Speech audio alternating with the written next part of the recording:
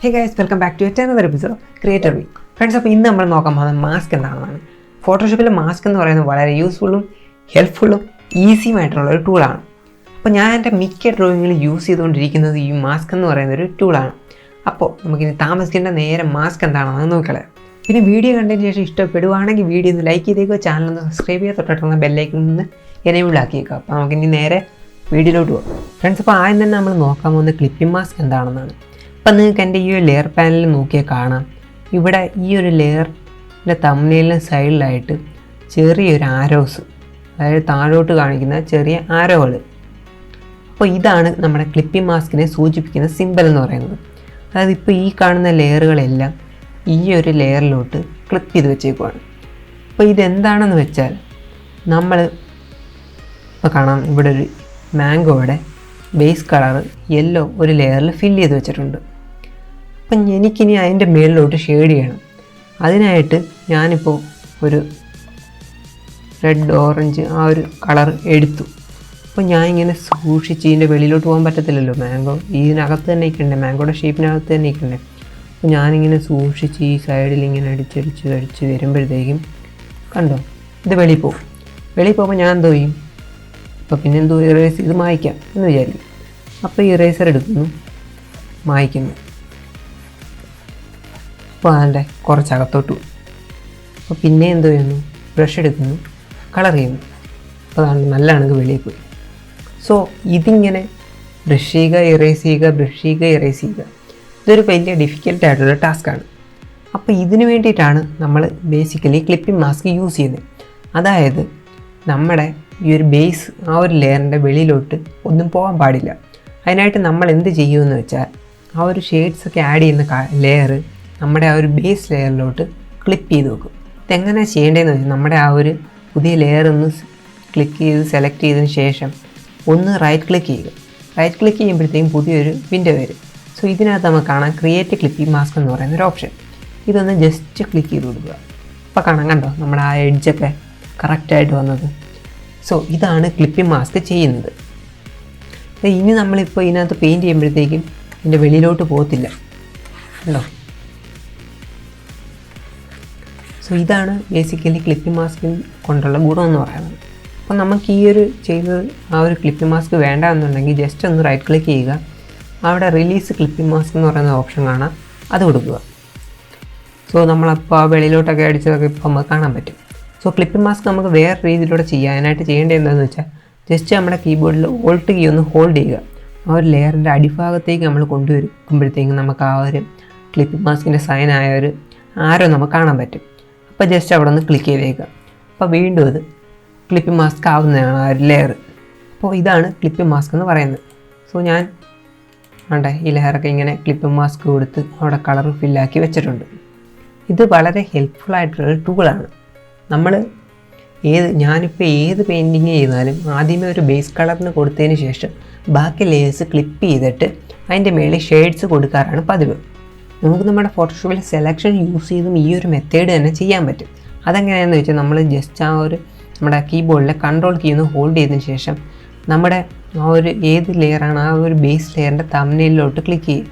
തംബ്നെയിലിൻ്റെ അവിടെ കൊണ്ടുവെക്കുമ്പോഴത്തേക്കും അവിടെ ഒരു ഹാൻഡിൻ്റെയും പിന്നെ ഒരു ബോക്സ് സെലക്റ്റായി കിടക്കുന്ന ആ ഒരു സൈൻ നമുക്ക് കാണാൻ പറ്റും. അവിടെ ഒന്ന് ജസ്റ്റ് ക്ലിക്ക് ചെയ്യുമ്പോഴത്തേക്കും ആ ലെയറിലുള്ള കംപ്ലീറ്റ് സാധനവും ഒന്ന് സെലക്ട് ആവുന്നതാണ്. അപ്പോൾ ആ ഒരു ലെയറിലുള്ള അതേ ഇതിൽ ഇവിടെ സെലക്ഷൻ വീണ് കഴിക്കും.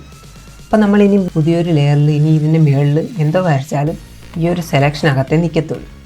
അപ്പോൾ ഇതിൻ്റെ കുഴപ്പം എന്താണെന്ന് വെച്ചാൽ, ചിലപ്പോൾ ഇങ്ങനെ ചെയ്യുമ്പോഴത്തേക്കും നമുക്ക് ഈ ഒരു സെലക്ഷൻ്റെ ആ ഒരു മാർക്കില്ലേ, ഇപ്പോൾ ഇങ്ങനെ നീങ്ങിക്കൊണ്ടിരിക്കുന്ന ആ ഒരു ഔട്ട്ലൈൻ, അത് ചിലപ്പോൾ നമുക്ക് ഇറിറ്റേറ്റിംഗ് ആയിട്ട് തോന്നും. സോ ഇത് നമുക്ക് ഹൈഡ് ചെയ്യാൻ പറ്റും. ഹൈഡ് ചെയ്യാനായിട്ട് കൺട്രോൾ എച്ച് യൂസ് ചെയ്ത് നമുക്കിത് ഹൈഡ് ചെയ്യാൻ പറ്റും. സോ ഹൈഡ് ചെയ്തിട്ട് നമുക്ക് ചെയ്യാം. പക്ഷേ ഇതിൻ്റെ പ്രശ്നം എന്താണെന്ന് വെച്ചാൽ, ചിലപ്പോൾ നമ്മളിങ്ങനെ ഹൈഡ് ചെയ്തിരിക്കുന്ന കാര്യം നമ്മൾ തന്നെ അങ്ങ് മറന്നു പോകും. സോ അതുകൊണ്ട് എല്ലാവരും യൂസ് ചെയ്യുന്നത് ഈ ഒരു ക്ലിപ്പിംഗ് മാസ്ക് തന്നെയാണ്. ഓക്കെ, അപ്പോൾ ക്ലിപ്പിംഗ് മാസ്ക് കഴിഞ്ഞു. ഇനി അടുത്തതെന്ന് പറയുന്നത് നമ്മുടെ ലെയർ മാസ്ക് ആണ്. ലെയർ മാസ്ക് എന്ന് പറയുന്നത് ജസ്റ്റ് ഒരു ബ്ലാക്ക് ആൻഡ് വൈറ്റ് കളറിൻ്റെ ഒരു കോമ്പിനേഷനാണ്. അതായത് വൈറ്റ് എന്ന് പറയുന്നത് വിസിബിളും ബ്ലാക്ക് എന്ന് പറയുന്നത് ഇൻവിസിബിളുമാണ്. അപ്പോൾ ഈ ലെയർ മാസ്ക് നമ്മൾ എന്തിനാണ് യൂസ് ചെയ്യുന്നതെന്ന് വെച്ചാൽ നമ്മുടെ ലെയറിൻ്റെ ചില ഭാഗങ്ങൾ മാത്രം നമുക്കൊരു കാണിച്ചാൽ മതി, ബാക്കി ഭാഗം ഹൈഡ് ചെയ്യണം. പക്ഷേ നമുക്ക് ആവശ്യം വരുമ്പോൾ മറ്റേ ഭാഗം കാണിച്ച് ചെയ്യാൻ പറ്റണം എന്നുണ്ടെങ്കിൽ ഇപ്പോൾ നമ്മൾ ഒരു ഭാഗം മതി അവിടെ ഇറേസ് ചെയ്ത് ബാക്കി ഇറേസ് ചെയ്ത് കളയാം എന്ന് വിചാരിച്ച് ഇറേസ് ചെയ്യുന്നു. പക്ഷെ നമുക്ക് പിന്നീട് ഒരിക്കലും ഇത് തിരിച്ചു കൊണ്ടുവരാൻ ഒക്കത്തില്ല. പക്ഷെ നമ്മളവിടെ മാസ്ക് ചെയ്യുകയാണെങ്കിൽ തിരിച്ച് നമുക്ക് അത് കൊണ്ടുവരാൻ പറ്റും. അതിനാണ് നമ്മൾ ലെയർ മാസ്ക് യൂസ് ചെയ്യുന്നത്.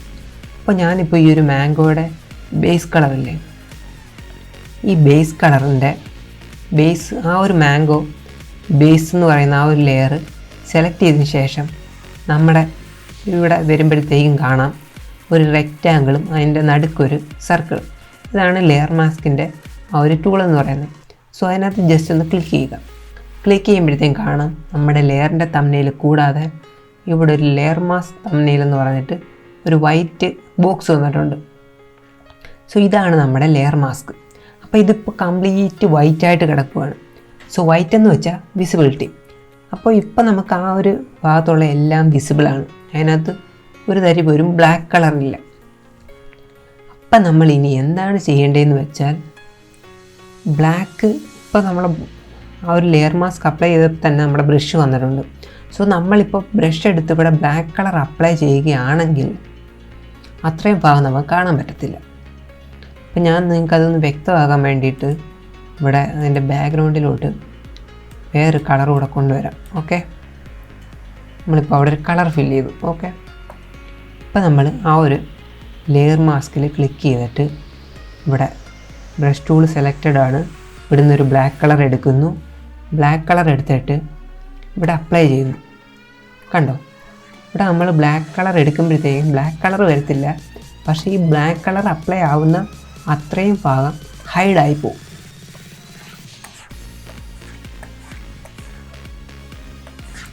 കണ്ടോ, പക്ഷെ നമ്മളിപ്പോൾ ഇത് ഇത്രയും മായ്ക്കാനായിട്ട് ഇറേസറാണ് യൂസ് ചെയ്തിരുന്നെങ്കിൽ വേണമെങ്കിൽ അപ്പം തന്നെ നമുക്ക് കൺട്രോൾ സെറ്റ് അടിച്ച് തിരിച്ചു കൊണ്ടുവരാൻ പറ്റും, അൺഡു ഓപ്ഷനേക്ക്.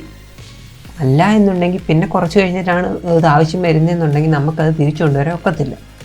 സോ ഇനിയിപ്പോൾ നമ്മൾ ആ ഒരു മാസ്കിൽ ഈ ബ്ലാക്ക് കളറിന് പകരം നമ്മുടെ വൈറ്റ് കളർ എടുത്ത് ഇവിടെ അപ്ലൈ ചെയ്യുകയാണെങ്കിൽ ആ ഒരു പോയ ഭാഗങ്ങളെല്ലാം നമുക്ക് അതേ കണക്കിന് തിരിച്ചു കൊണ്ടുവരാൻ പറ്റും.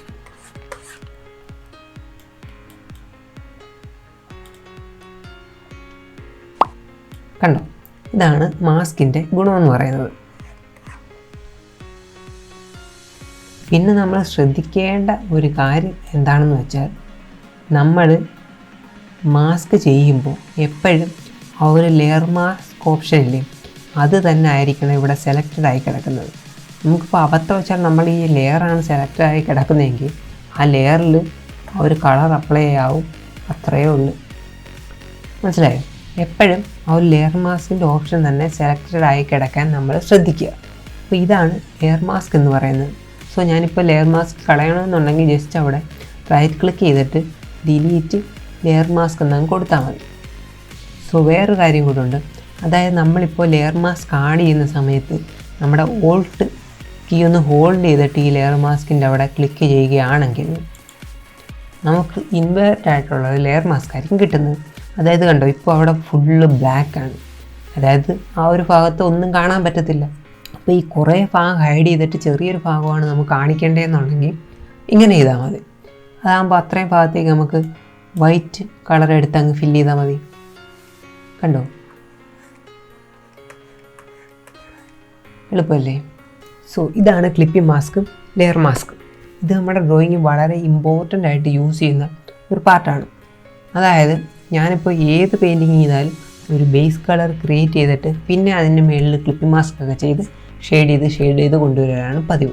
ഫ്രണ്ട്സ്, അപ്പോൾ ഈ ഒരു എപ്പിസോഡ് നിങ്ങൾക്ക് ഇഷ്ടപ്പെട്ടു എന്ന് വിചാരിക്കുന്നു. ഇതോടുകൂടി നമ്മൾ ഫോട്ടോഷോപ്പിൽ അത്യാവശ്യം അറിഞ്ഞിരിക്കേണ്ട, അതായത് വരയ്ക്കാൻ വേണ്ടി അത്യാവശ്യം അറിഞ്ഞിരിക്കേണ്ട എല്ലാ കാര്യങ്ങളും നോക്കിക്കഴിഞ്ഞു. പിന്നെ ഫോട്ടോഷോപ്പ് എന്ന് പറയുന്ന ഒരു വലിയൊരു സോഫ്റ്റ്വെയർ ആണ്, അതിനകത്ത് ഒരുപാട് കാര്യങ്ങളുണ്ട്. നമ്മളിപ്പോൾ ജസ്റ്റ് ആ വരയ്ക്കാൻ വേണ്ടിയിട്ടുള്ള കാര്യങ്ങൾ മാത്രമാണ് നോക്കിയിരിക്കുന്നത്. അപ്പോൾ ഇതെല്ലാം യൂസ് ചെയ്ത് എങ്ങനെ വരയ്ക്കാം എന്നുള്ളൊരു എപ്പിസോഡ് ഞാൻ ചെയ്യുന്നതായിരിക്കും. സോ അതിനുവേണ്ടി വെയിറ്റ് ചെയ്യുക. പിന്നെ ചാനൽ ആദ്യമായിട്ടാണ് കാണുന്നതെങ്കിൽ സബ്സ്ക്രൈബ് ചെയ്യാൻ മറക്കല്ല്. പിന്നെ ബാക്കി വീഡിയോ കണ്ടിട്ടില്ലാത്തവർ അതൊന്ന് കണ്ടു നോക്കുക. അപ്പോൾ അടുത്തൊരു വീഡിയോയുമായി ഉടനെ കാണാം. അതുവരേക്കും ബൈ.